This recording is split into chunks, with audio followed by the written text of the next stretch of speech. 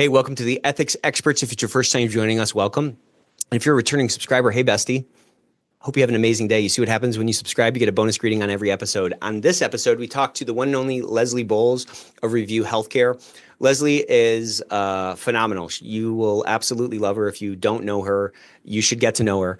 She runs Revu Healthcare and has a really interesting background in compliance and has some really cool experiences. So we dive into entrepreneurship, we dive into intrapreneurship, mindset, and authenticity, and what it takes to really drive impact through negotiation. So I hope you enjoy.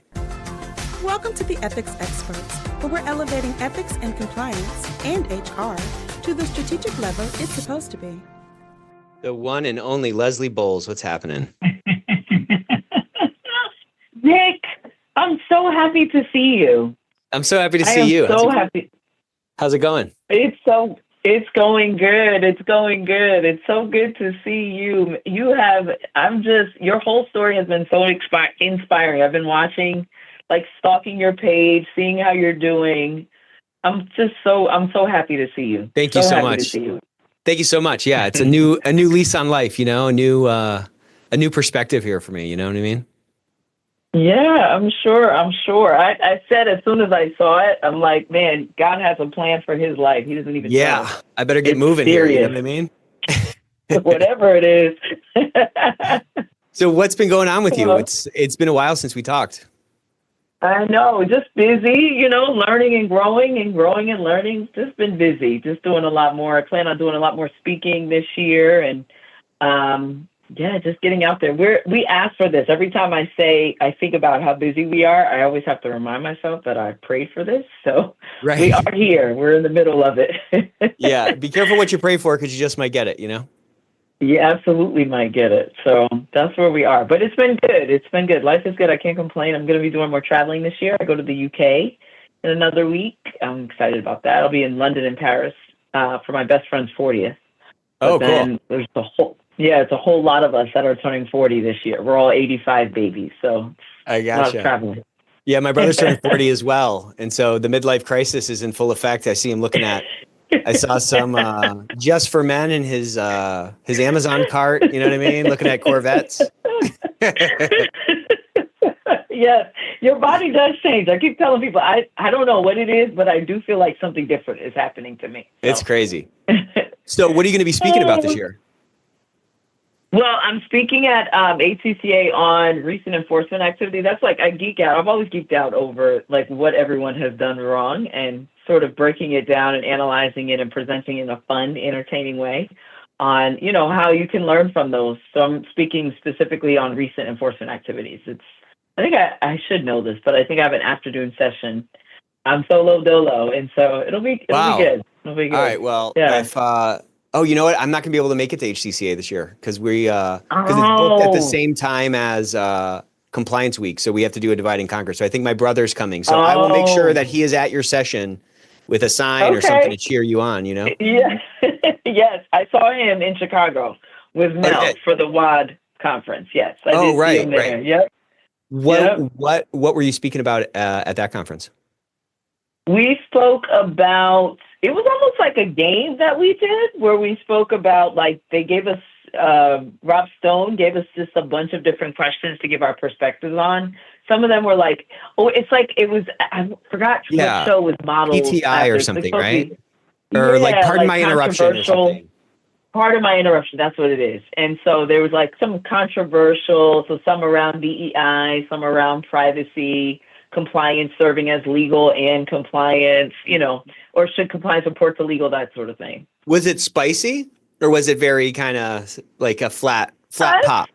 I think it was spicy. We had a few spicy moments. I think all of us are friends, so we were trying to, but there was a couple of times where we, disagreed with one another, but I think it was more lively and engaging that way for the audience. I actually liked it. I'm better off the cuff, so to speak. Yeah. I'm fine that way. So I like the idea of giving genuine, authentic answers in real time. And that's what it was. So, yeah. Well, and that's so much more engaging for the audience, It is. Because it surprises them. And the conference was really good. So I think it was a nice, addition to what was already happening. So that's awesome. It was good. So how's the business going? It's going amazing. It is. We are 4 years old. Because I count from end of 2021, we are 4 years old and we are doing well. I'm very, very happy with where we are and where we're going. I see really big things happening this year. So we're doing good. So I feel like go ahead. No, please go ahead. No, I was going to say, I feel like the first 4 years of any new business is very much so trial and error, and they are very painful, but they're also very promising if you learn how to learn from the pain. And then if you can survive the idea of the unexpected. And so I feel like we're at a place where I now can confidently say, okay, now I truly understand what we're doing. It's crazy. And someone actually told me, they said around that 3 to 4 year mark, you'll feel a lot better. And I was like, why is it going to take that long? But now I understand why it takes that long and even beyond. But I do think I'm having my aha moment right now about, what it is that I need to do to grow and how I can reasonably grow the business. Yeah. I mean, even making it 4 years is such a small proportion of companies, I mean, so congratulations to that, because that first year is brutal. Thank I think you. like 95% of businesses fail in the first year. And so to make it to, and I think it's 95 again, fail the next year. So to make it to 4 years is phenomenal. What has been, I do want to dive into that story because starting your own business is such a scary big thing. And it's usually coming from this, there's like this bucket of feelings where you're like, man, it feels like an opportunity, but it's very scary to jump out on your own. So I definitely want to dive into that. But like, I'd like to hear about the aha moment. Like, what's been the aha moment? Like, has it been like a dialing in of your value proposition? Have you just kind of found like a little bit of a niche? What is that sort of that revelation or that revelatory process been like? Well, I will tell you, the aha moment is the process for me. I think a lot of people in this day and age forget how important process is in everything you do. Marriage, life, raising children, starting a new business. And when I started to refocus, because I'm a very ambitious person, everyone knows that about me. I'm super ambitious. But I started to reframe the way I described ambition when it came to process. Ambition will cause you to focus more on results, right? And result is fleeting. I started focusing more on reward, right? So what sort of reward is my business yielding? That's not tangible, that's intangible. And so some of the things that our business has yielded is opportunity. One of the greatest feelings that I have is being able to give someone else an opportunity, right? Whether it's a part-time, whether they're working more hours for us, whatever it is, to be able to give someone something that they didn't even think about or introduce them to a new job or to give them a job is one of the greatest feelings that I've had. And I've started to now tie it back to our original purpose. My partner and I, we sat in a basement and we came up with the concept of Revu back in 2015. And it didn't come to fruition till almost 6-7 years later. And so the idea of getting back to my purpose and not focusing on, okay, who's saying yes, who's saying no, who's saying yes, because that's all a part of the process, and learning to love the process when it comes to what we're doing and the volatile nature of entrepreneurship. There's no ifs, ands, buts about it. If you own your own business, if you are looking to own your own business, one of the things that you have to fixate on and get comfortable with is volatility. That's it. It's just a part of the entire process. And so my aha moment has come from, man, okay, I'm enjoying this process. It is a process because everyone talks about getting through, but you're always through. I don't want to end it. Yeah. I don't want to stop making money. I want to be in the process. I want to love what I'm doing. And I have developed a unique love for not only what we are. I'm very proud of the fact that we are women owned. I'm very proud of the fact that we're minority owned, right? There's not a lot of people who look like me, right? Who are doing some of the things that we've accomplished. So I have changed the way I think about my happiness. And my aha moment is, you know what? I love this process. I love these challenges. I love your no's. I love your, I'm not going to make it. I love your, she won't make it past a year. I love it because these are all of the things that actually make us a better company and me a better person. So yeah, it's a long way. Yeah, I mean, there's so much wisdom in what you're talking about. I mean, it's so easy for us to focus on like those outcomes and like define our happiness with those outcomes. But to your point, given the inherent volatility in any complex process, whether you're in-house, you're running your own business or whatever, nothing like ever goes according to plan, right? Like there's always a new curveball. There's always something unexpected that like pops up.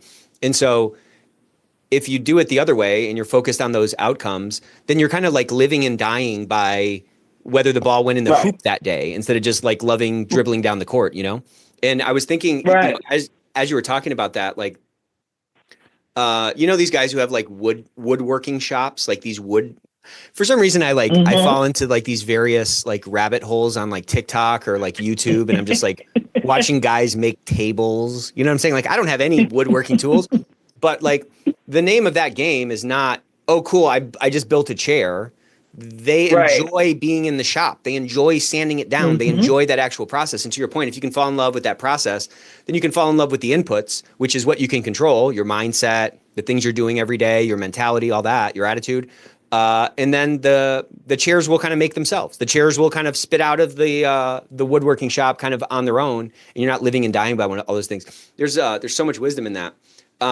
What do you think? Like you also made this point where you're like, you kind of made the distinction of you're aiming your ambition at like reward instead of something else. Can you tell me that again and like help me understand what that difference is? Because it's kind of a nuanced difference, but there's a ton of wisdom in it, I think. Yeah, no, I think there is a lot of us that have really great ambitions, right? And oftentimes ambition, it can be dangerous if you don't understand how you are utilizing it to get where you want to go and the silo it needs to be placed in to get you to where you want to go. So the way I started to break it down is that instead of being outcome driven, right, where I focus on what comes out of me owning my own business, I started to look at, okay, let me focus this on the purpose that I initially started back in 2015 when we sat down.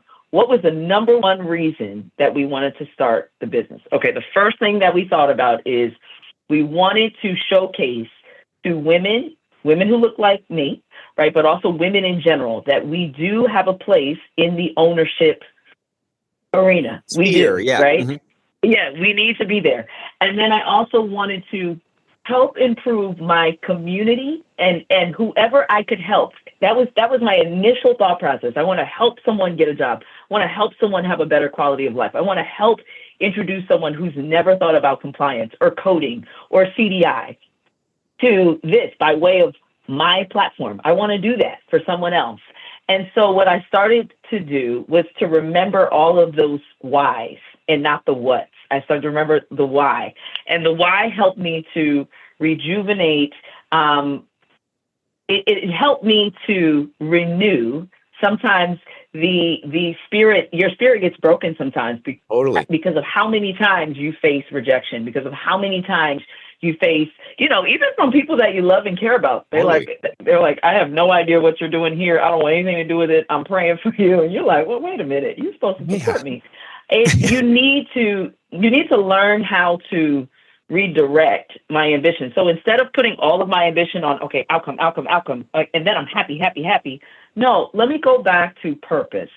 Let me go back to process, because I am a person inherently, one of the biggest misconceptions about me is that I love change. I do. I love change. I'm very adaptable. I'm always seeking it. And that is what drives that ambitious aspect of me. But I had to redirect it so that if I don't get a contract, right, or if a person disappoints, a project that they're on for me, and now all of a sudden I'm walking around and I'm upset and I'm not, this is getting on my nerves and yada, yada, yada, whatever the case may be, pointing it back instead of to that outcome and realizing that is just a residual of the process. And remembering, I love the process. I love being here. I love change. I love my why, and this is why I'm doing what I'm doing. And then all of a sudden, all of those residuals start increasing. All of a sudden, these things start becoming, you're not even focused on them anymore. They're happening, right? You do count them, but it's not part of the plan of the goal. And as a CEO, as an owner, right, as an entrepreneur, it's really important for us to be visionaries within process. We always talk about vision casting and vision and being a visionary and what that looks like, but learning how to visualize the process, even beyond where you're sitting today, and making sure that the why is embedded into the process is what produces the outcome. So I have completely changed my driving point.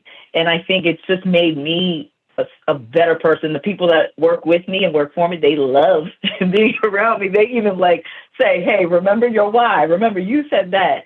And it just helps. It helps me personally. With my husband, he'll tell me, remember your purpose, remember your why, remember why you're doing this. Don't let that get to you. That's just the residual. Those go and come. Sometimes they're negative, sometimes they're positive. And just having that sort of wrapped around me is what's really been, super, super helpful. So, well, it's just so much easier. It's such an easier way to go through life because, like, I think the frustration that comes along with that outcome thinking is really rooted in the misconception that you can affect that thing. When in many cases you can't affect it because there's so many different factors at play. You know what I'm saying? Whatever.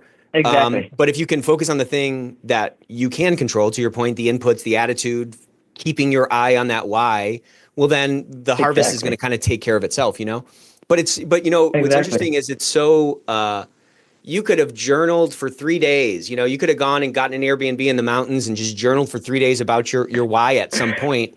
There's a lack of permanence with that. It's like, to your point, you have to constantly renew it. You have to constantly go back to it because, I'm at least speaking for myself.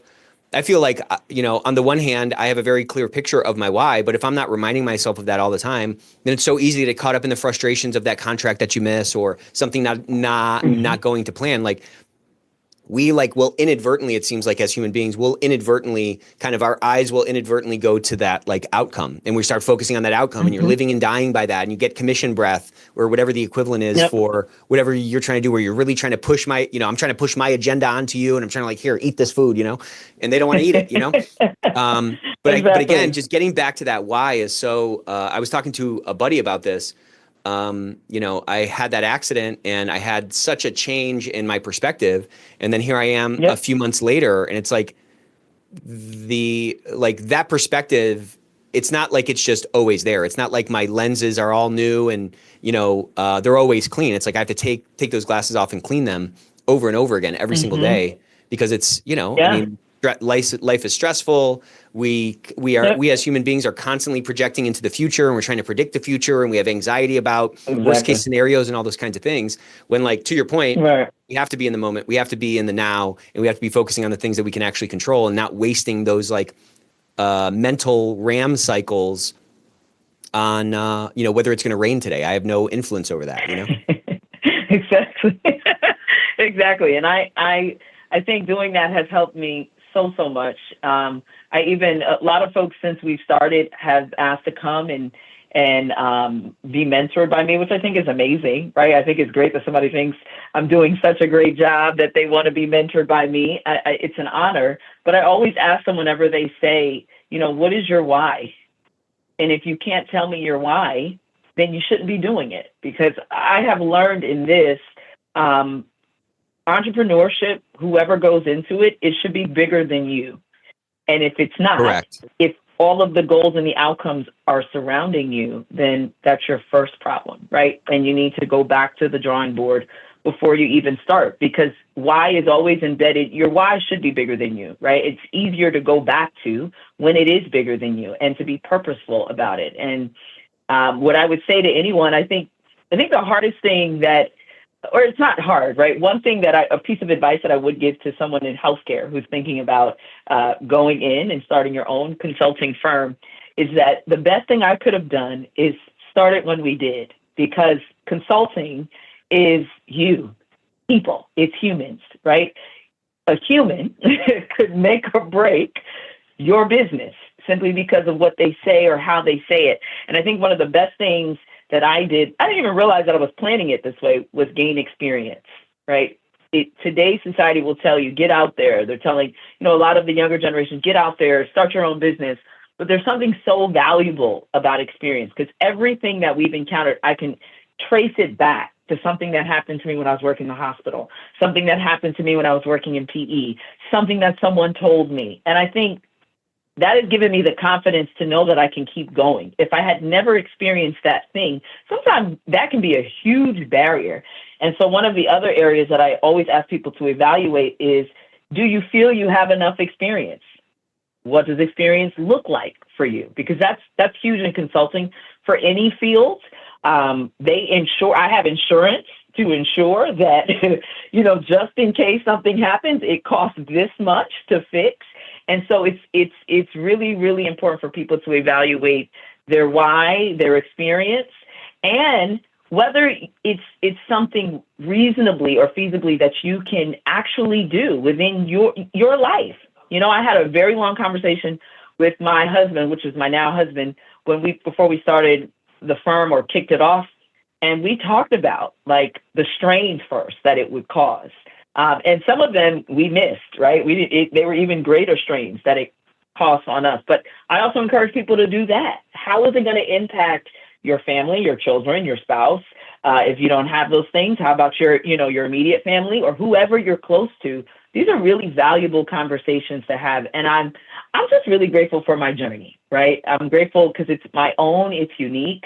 I did it my way, right? And I'm proud of what we have so far. And I'm just proud of me, because sometimes we're really hard on ourselves on what we should have done or where we should have been, or, who we should have been at a certain point. But I'm really, really proud of what we accomplished. I am. So I love hearing the way you talked about that. And I was talking to another friend, and we were just talking about how you can get a raise. And then if you happen to see a list of what everybody, you could be thrilled with that raise. You're like, I finally got my raise. And then you find out someone next to you or your boss, you find out what they're making. And somehow automatically you're just like, wait a minute, this raise is not as good as I thought, And so it's that comparison. He was like, comparison is the thief of joy. And I think it's so true. But like, how do you not fall into that comparison trap? Because what you just described, you're like, you obviously have grace for yourself. You're enjoying, you have a respect for your journey. You see how all these trials and tribulations that you went through have turned you into who you are today. That's allowing you to have this impact and really live out your why. Sure. I struggle with that a lot. I struggle with that comparison thing. It's like, it's never enough. It's never, and it's like, if I zoom out of it, it's like, well, what do I have to complain about? You know what I'm saying? I have so many blessings in my life. I have so much to be thankful for. So have you always been that way, where it's easy for you to give yourself grace and it's easy for you to maintain like a healthy perspective? Or is that something that you think that you've kind of developed as you've sort of gone down the journey of life? Sure. No, I don't think I've always been good at this. I've had a lot of very insecure moments and a lot of moments where I was comparing myself to others. I think what I started to really work on, and it happened over the years. It wasn't something I just developed one day. I spent time with myself, meaning, like you said earlier, journaling. I have journals and affirmations about me that go back all the way to 2007, 2008 that I can read. I spent a lot of time meditating, right? I think it's really important for you to come into a state of just sitting, just being comfortable and being grateful and having gratitude. And I think that is what has helped me to not have this, what I like to call the spirit of comparison right now, especially for me, right? We have all sorts of competition all over the place. But what I focus on is, what do we bring to the table? What do I bring to the table? And then collectively, what do we bring to the table? And you have to love that, and you have to be grateful for that. And yes, there's always going to be something to the left or to the right, but I'm not focused on the left and right, because that's comparison. I'm focused on forward, right? That's goals. That's objective. This is where my purpose is. This is where my road is. And so learning how to do that, first starting with gratefulness and how you talk to yourself. No one ever, I think that's a soft skill that is going, it's just like completely disseminating. It's just like, it's evaporating. Honestly, we need to teach people to speak to themselves well. That's important, especially for those that are looking to to go up higher. To me, the higher you go, the more obstacles you have. And so you have to learn how to talk to yourself well. And I've always, as hard as life can be sometimes, even, the very bottom, right? I always tell people in Rahway, New Jersey, taking the train, no car, living in a junior 1-bedroom apartment, walking to work each day, I spoke to myself well. And it's not an easy journey to do that, but it was a habit that I learned to cultivate at each level, right? Speak to yourself well. And trust me, it has come in handy, because as you go up higher, sometimes people will exude the confidence that comes with speaking of yourself well as being arrogant. No, this is what I do to maintain and to keep focus on my goals. Because if I don't speak to myself well, then it's easy to look at you, and it's easy to look at him, and it's easy to look at what they're doing. But when I'm consumed with me and what I have going on, and my purpose, and my why, and my journey, it becomes a lot easier to do. It's like your eyes don't work without your brain. You know what I'm saying? And Exactly. like your self-talk lives in your brain, and that self-talk influences and controls your eyes and what your eyes see, Exactly. I think that thing you said about like arrogance, there's this fear of arrogance. And I think that is disproportionately, like that factor is disproportionately present in our space. Like investment bankers aren't scared of being arrogant. You know what I'm saying? Bond traders aren't scared of being arrogant. Okay. No. So I think though, like that fear of being arrogant can sometimes cause us to not like address that voice in our head, but that's where it starts, to your point. You know what I mean? So in addressing that, like in addressing the negative self-talk in your head, for me, it's a little bit difficult to identify like which of the self-talk is actually negative and which of it is like honest. Because like it takes self-reflection to get better, right? And it takes self-reflection. Exactly. You have to say, okay, I honestly lack this skill and I need to put some work into this skill because it's important and I don't have it. That could be viewed as negative. But then there's also this other type of negative self-talk where, it's like the imposter syndrome self-talk, or, I'm not good enough, or I can't do this. How do you sort of sort through those different voices? Because to me, they all sound like me. You know what I mean? Yeah. Yeah. One of the things I've really started to work on is my emotions, because your emotions oftentimes drives the voices, right? So there are days where I know that I may be on edge for whatever reason, right? Because I've got a lot going on. And so I've heard one person say, so you're basically saying don't trust yourself. No, it's knowing yourself, right? It's knowing that today is not the day for you to listen in totality to what you may be telling you. And I think people don't do that type of work, right? I've become and I've spent this has been really helpful for my journey as an entrepreneur, because I make decisions not just for myself, but for a lot of other people, right? And a lot of other people depend on me.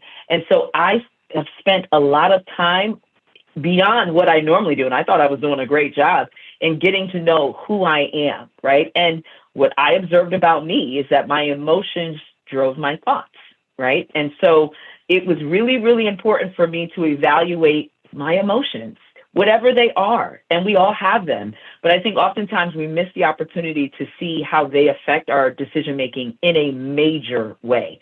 Some people get married off of emotions. Some people choose new jobs off of emotions. People have kids off of emotions. And not to say that these are not amazing things, but we never evaluate why the emotion is there. And so I think it's really important for me personally, speaking for myself, I always evaluate the emotion that I'm experiencing, right? Especially if it's really serious. And oftentimes I have to remind myself, like, all right, okay, girl, how you feeling today? Before you respond to that. Because, you in entrepreneurship, I think the great thing about having a 9-to-5 is you have all these people around you that make you accountable, and you hate it. It's built in, when you're in it. You hate it. It's built in. But when you're an entrepreneur, you have to find mechanisms to hold you accountable for you. And I wish more people would see it that way. Instead of saying, oh, I'm so free. There is a freedom component to it, but there's also really important metrics that you automatically had before that you no longer have. And it's up to you to make the decision about doing it. And I have really great people around me to help me, in addition to what I do for myself to keep me accountable. And I think that is another reason why I've become so grounded or just firm in this is the right thing, because having to pick for yourself someone to tell me you're doing it wrong, it takes a lot. It takes a lot of courage. You have to pull that into your life. You do. You have to pull that person in. And I have a board of advisors that I tap into when I need a second opinion, or when I think like, you know what, I'm struggling with this, or this is the way I see it. What do you think? And so that's how I manage it. I always look at my emotions first. Just get back to your original question. I evaluate my emotions. And I'll just say here on the phone, like, emotions affect everything, and they do need to be evaluated. Sometimes they're helpful, but sometimes they can help you make some pretty bad decisions if you're not careful. So, yeah, that emotional regulation, I think you're right, comes down to knowing yourself, and that takes a certain willingness to be honest, willingness to kind of step out of yourself and like scientifically observe what's going on. It takes an honesty, and it takes like an introspection. I think that sometimes we don't, like, I'll speak for myself. Like, sometimes I feel like I just don't make time for, but to your point, it's so critical because it really determines everything. Let me ask you this. As you've been in this entrepreneurial journey, what are some of the lessons you've learned that as you think back in your prior experiences, man, if I had learned this lesson, then I would have been, I would have been so much more impactful when I was in-house or something like that. Are there any things like that? I mean, we've been talking a lot about mindset. I'm sure all those apply. Those things apply whether you're an entrepreneur or not. Yeah, I think one of the big things that I'm learning to do is negotiation. Working in private equity really exposed me to the idea that most things are negotiable. I think there are levels to negotiation, and I think people don't understand that, and so they don't tap into the level of negotiation they have for that particular environment. And so they just don't do it because they think there's no negotiating that can occur. Yeah, this is fixed. This is etched in stone. This can't move. This is rigged. Yes, you can't go far. And for me, I had to learn pretty quickly that negotiation is a crucial part of our success. And my success individually. And so I think I would have taken advantage of learning how to negotiate on the level that I was versus saying, can I ask for that? Are you sure? Should I ask for another FTE? I don't know. Should I ask for a raise? I shouldn't. You know what? I shouldn't. I'll just carry the weight of the world on my shoulders for one more year. No big deal. Yeah, exactly. Should I go to that conference? They're probably not going to pay for it. They have been talking about the fact that we can't buy paper, so I probably shouldn't ask.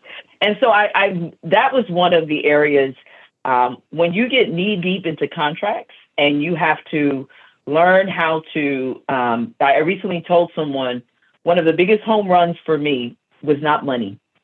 It was I read a contract and I realized that the terms of that contract, in conjunction with our attorney, they weren't horrible, but they wouldn't help us, and they don't protect us. And so I'm sitting there by myself in this moment, and I'm saying, and then my partner, I called my partner, and I'm like, man, this is entrepreneurship. We have to protect us, and we've got to push back. We have to negotiate this. And it's not because they intended on it being negative, but that's the way they are. That's fixed. That's who they are. And so I would say to someone, there are a lot of skills that you can gain without you having the title of entrepreneur or CEO. 100%. Well before you get out there. And I think you never know where your path is going to lead, but I think it's really important to make the most out of where you are. I tell people that all the time. Negotiation is something you should practice. If you want to go up, you want to go higher, you're looking at someone else, as we talk about comparison, you say, man, how are they doing that? Evaluate the way they negotiate their way through their career, through their lives. And yeah, I had to learn pretty quickly, super fast, how to become a really good negotiator. But when I worked in private equity, like I was saying, they did this so well, and they did it so confidently. One of the things I always assessed is, even when the negotiations didn't go in their favor, they still walked away with this like, all right, on to the next negotiation. And I love the way I learned so much there. It gave me a lot of, it actually gave me even more confidence to know that this is accessible for you, Leslie, specifically for you. You can do this. And I genuinely feel that that was my purpose there, to be exposed, right? A lot of us don't see jobs like that. Oftentimes we can't reflect on it until we leave. But I think it's really important to evaluate, okay, what is this position or this job doing for me? What do I feel? Besides the fact that, maybe I hate filling out a timesheet, or, that person over there is getting on my nerves. What is it doing for you? What is it exposing you to? And when I look at all of these contracts that we negotiate and all of the things that we go through, we look at stuff all the time. It really did expose me in a positive way. So, but I did wish I would use my negotiation skills way before this time. But those negotiation skills, I mean, that's the right word. It's a skill. It's not like you're just born tall. You know what I'm saying? You're born with a certain hair color. You're born a great negotiator. It's a skill, and you need both, I think, repetitions of that, of that skill. You need opportunities to negotiate, but you also need, I think, a mentality that you need to advocate for yourself. And I think a lot of us, not just in the space, maybe just in life, to your point, maybe we don't want to come across as arrogant or something, but like, if you're not going to advocate for yourself, who is? You're just going to cross your fingers and hope somebody has witnessed all the, the beads of sweat coming down your face because you're working so hard, and the impact that you're having in your office. Like, it's not going to happen. You have to advocate for it. And I think you also have to your point, believe that like everything's negotiable. It's true. You know what? I said that to my kids. I say that to my kids because my dad said that to us growing up. And I really shouldn't have said it because my daughter, she'll negotiate everything. She'll negotiate her bedtime. She'll negotiate what shoes she's wearing. She's like constantly negotiating. But it comes from this place of like, I don't like what the world's giving me, and I'm going to do something to like move the world. I'm going to move these rocks. I'm going to move, you know what I'm saying? I'm going to have some effect on my environment. And, every door is not open. Every door is not unlocked, but every lock can be picked. I believe that 100%. Yep. There's always a way. No. There's always a way through that, that negotiation, or that, that sale you're trying to make, or the persuasion you're trying to push. When you think about, I love what you said about everybody can sort of, the word I use is like be an entrepreneur. Because to your point, so much of what makes a great entrepreneur just makes a great employee, or makes a great, worker, or makes a great professional.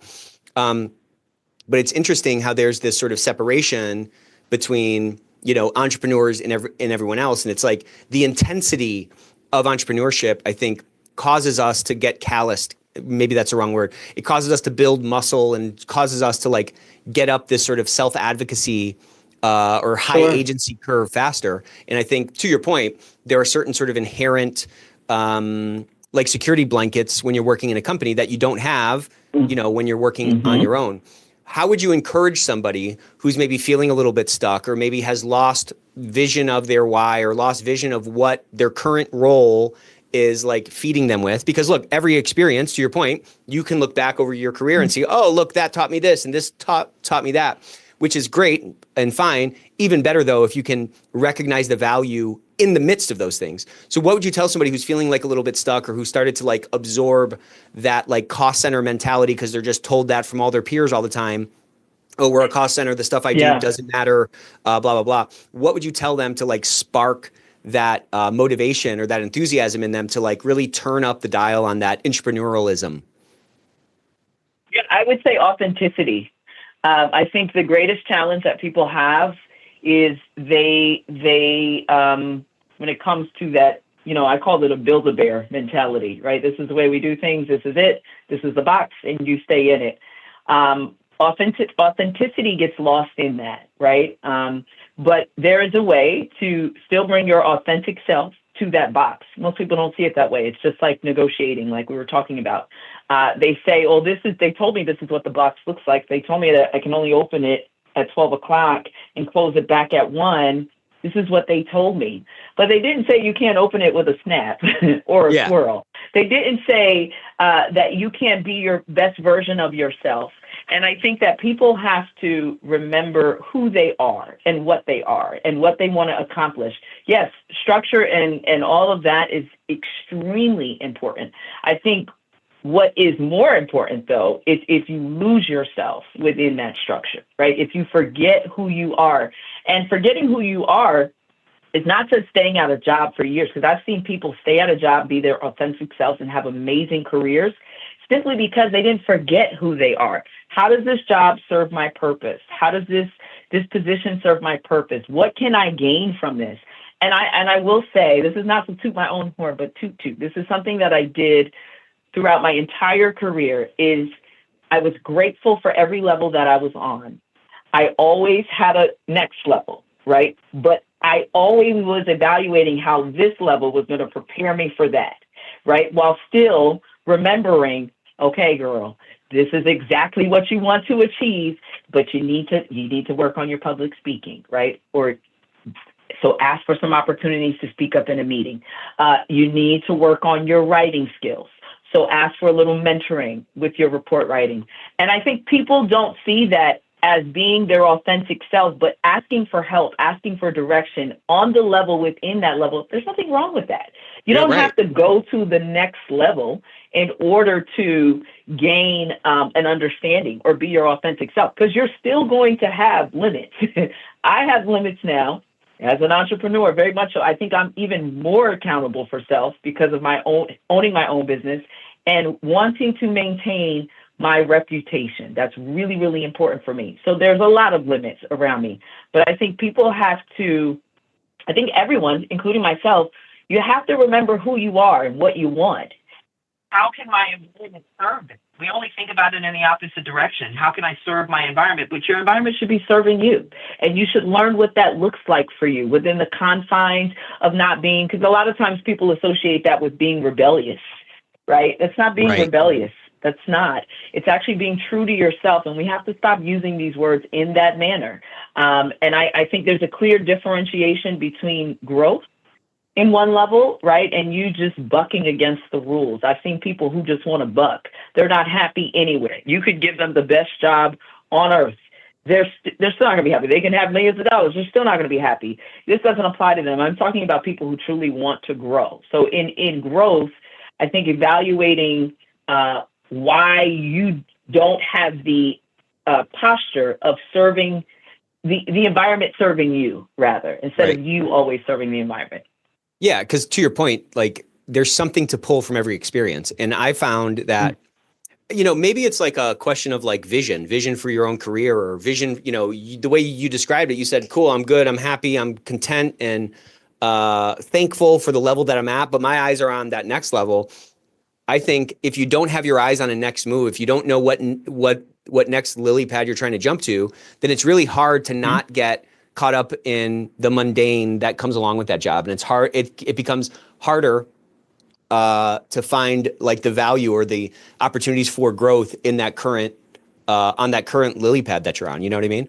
But when you can start to focus on that, well, then you're naturally going, because like you're on a path, I'm on a path, and this path is trying to go to that summit. And so as long as you can stay on that path and continue to advance down the path, if it gets steep or whatever, it's so much easier to deal with it. But I've just found when you don't have that next move lined up and you don't have that vision for it, it's so easy to get stuck. And I've just seen so many people just get stuck in their careers, and they fall into that apathy trap, and they fall into, you know, these situations where, you know, there's so much more that they can be getting. Right.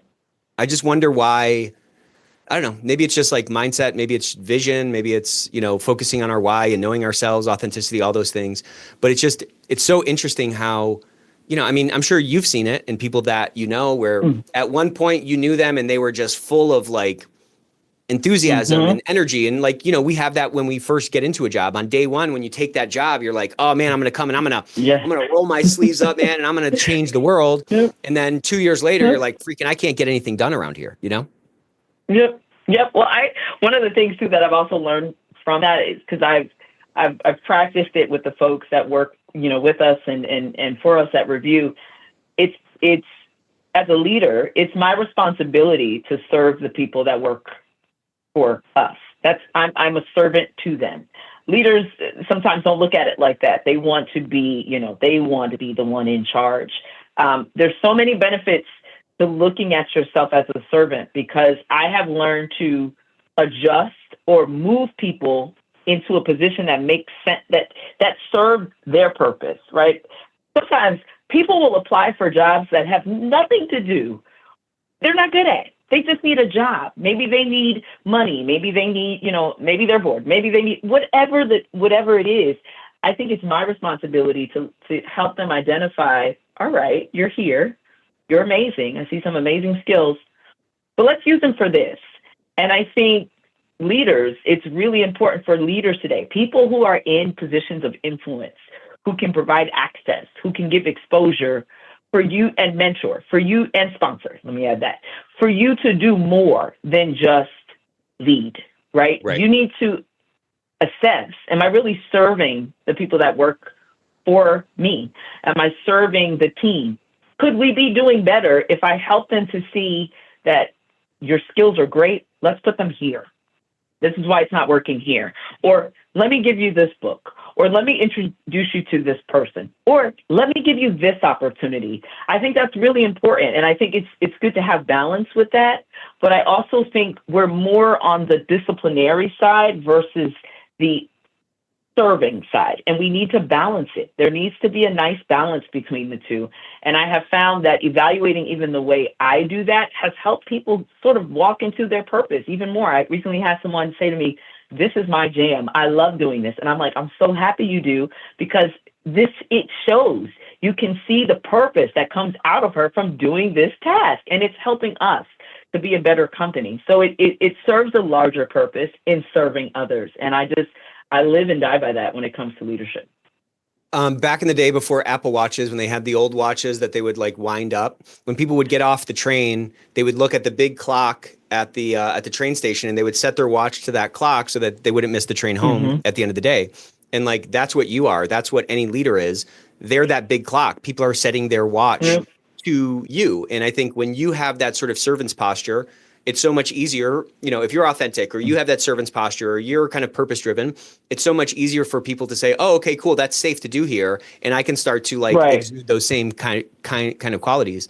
And I think, a lot of times, a lot of compliance and ethics folks that I talk to, there's a certain level of frustration because they feel like they know what they need to do. They know what the business needs, but they can't seem to get traction or to drive that change. Or I hear people say, yeah, culture is important, but how do you change the culture of this massive company? It's going to be like, turning a battleship or something like that.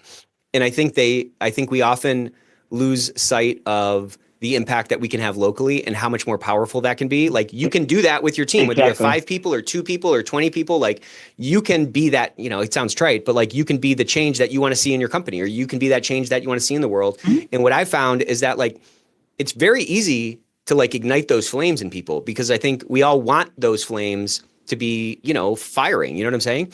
But I think we get so jaded in the workplace, and we get jaded in these professional experiences where we feel like that has no place here, or that's not allowed here, or like you were saying about negotiation, that can't move. And I just think it takes, we can all be leaders. It's just a willingness to be an example. It's a willingness to raise your hand and, speak up about something. Well, that's all it is, And I love that you just said that, because it's something that I talk about a lot with compliance professionals. It's always checking. Being self-aware is really important, because sometimes we can have an elitist attitude. We know this. Totally. You guys should know this. This is a regulation that you should be aware of. I always say, if you're not a compliance officer that's interested in being effective and impactful, don't be a compliance professional, because almost everyone around you has no idea what you're talking about, except for maybe 3 or 4 people in the organization. And so I have always I've always taken pride in the fact that my goal is to make sure that when I go in to educate, or whoever I'm building a relationship with, or whatever I need to do, whatever change I need, do they understand? Am I presenting it in a way that makes sense for them? Am I writing college level policies for employee population that's at an 8th grade level? That's an elitist I do not like ain't it at all. effective. It's not focused. Right. It's not. You're not focusing on the general population. You're focusing on you. And so I think you brought up a really great point. A lot of people, sometimes it goes back to our conversation about emotions and who you are. You're not evaluating who you are. Sometimes it's you. Sometimes it really genuinely is you. You are the problem. And it takes a lot of courage to be able to say, you know what, I need to change this. So. But it's also, it does take courage, but it's also easier. And I think it's an easier way to go through life, to understand and believe that there's always something different that you could have done Exactly relative to the outcome that you're dealing with. You know what I'm saying? There's always something different. And so that's like a high responsibility, high ownership, high agency type of a mentality. But I think when we can get over the infallibility that might kind of creep into us as we put out kind of elitist things that are directly in contrast or directly contradict effectiveness, I think it just opens up so much. It leads to so much authenticity. You can engage in a better way. You can be self-critical in a healthy way to see, well, what rough edges need to be smoothed over a little bit. And to your point, this is like, you never arrive, you never reach the top of the mountain, because guess what? There's another mountain behind that. And guess what? Behind that, it's all mountains. So like, it's really, again, it's that kind of, journey over destination type thinking. And that if you're going to continue to progress up this path toward the summit that you have your eyes on, it's going to take you building something new, a new muscle, a new way to breathe that, this new, you're now above the tree line. So you got to breathe thinner air, right? Like there's a constant sort of evolution and development that is necessary to progress down that path. But that progress requires, to your point, like authentic self-awareness, authentic, honest self-assessment in order to like see where we might be slipping, Exactly. So we are coming to the end here, Leslie. This was awesome, as I expected. Can you tell us a little bit more about Revu and see where, where people can find you, all that? Yeah, so Revu is a healthcare consulting firm offering healthcare advisory services in the world of compliance, coding compliance, physician advisory. Please check us out on our website, www.revuhealthcare.com. I'm very active on LinkedIn under Leslie Boles and under Revu Healthcare, and we're here to help you. We want to partner with you. So thank you for this opportunity, and thank you for inspiring me with your story, because you are phenomenal. You're awesome. You have no idea. Thank you so much. Thank you so much. You're welcome. Well, check out Leslie on LinkedIn, check out Revu, and if you ever get a chance to see her speak on a webinar or at a conference, circle that session in red. I got to tell you. Thank you for that. All right, Leslie. Thank you so much. Thanks so much. We'll see you soon. Alrighty. Bye-bye.